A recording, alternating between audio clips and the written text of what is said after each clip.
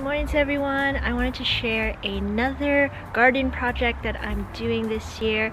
It is a repurposed desk drawer flower bed.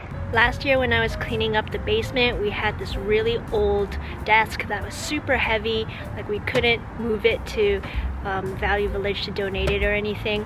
So we decided to take it apart and we extracted these 5 drawers here that look pretty nice actually. They fit this garden pretty well and is the same color as the deck. So I'm gonna try to turn these into some really cute flower beds. Now we just have to do some drilling.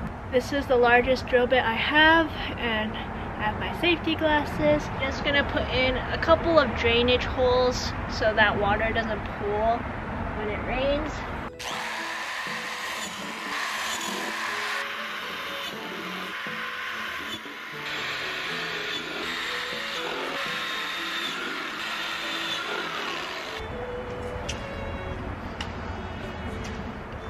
And now I can fill it with dirt.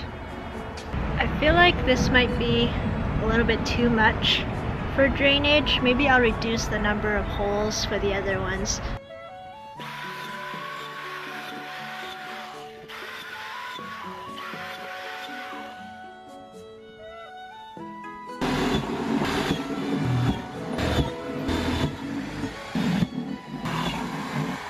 All done. I don't know how well this material will last outdoors. I mean, we do have a pretty harsh Canadian winter, and when it rains, I don't know how soggy the bottom will get, but we'll see if it can last through this year, and hopefully we can use it again for the next season. Since our lawn is not completely flat, we had to level all of these drawers using some decorative rocks, and I positioned the drawers in like this standard normal distribution pattern, the bell curve. We also have a weed barrier underneath these rocks. But yeah, this is how we are keeping the drawers level so that they don't look too wobbly. Yeah, our lawn is just not flat, so this is the best we can do, and now we just have to fill up these drawers with dirt and plant some flowers.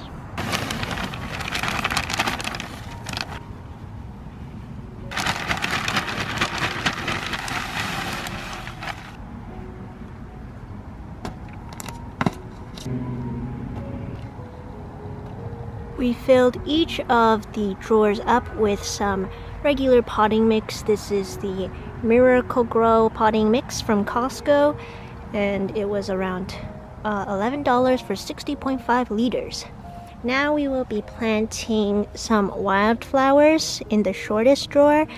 It's a seed mix that we got on sale. I'm not sure if it will actually grow, but we will try it. And then here we will have some creeping flowers, and here will be lavender.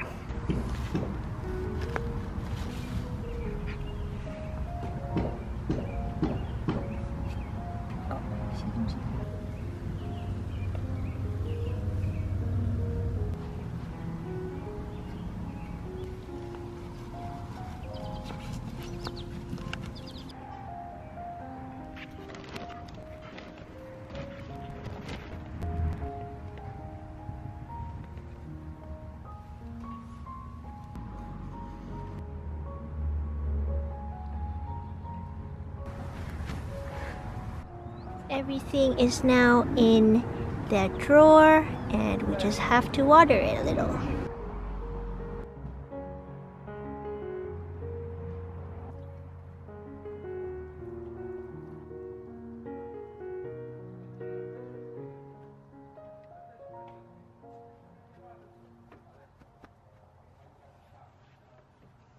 Canada Post gave Canadians these postcards so that we can send them to people. I wrote mine for my grandma, and my Chinese writing is so ugly, but this is what we wrote to her, and it has paid postage, so we can send it to her, and she gets a little postcard. Sticker of approval.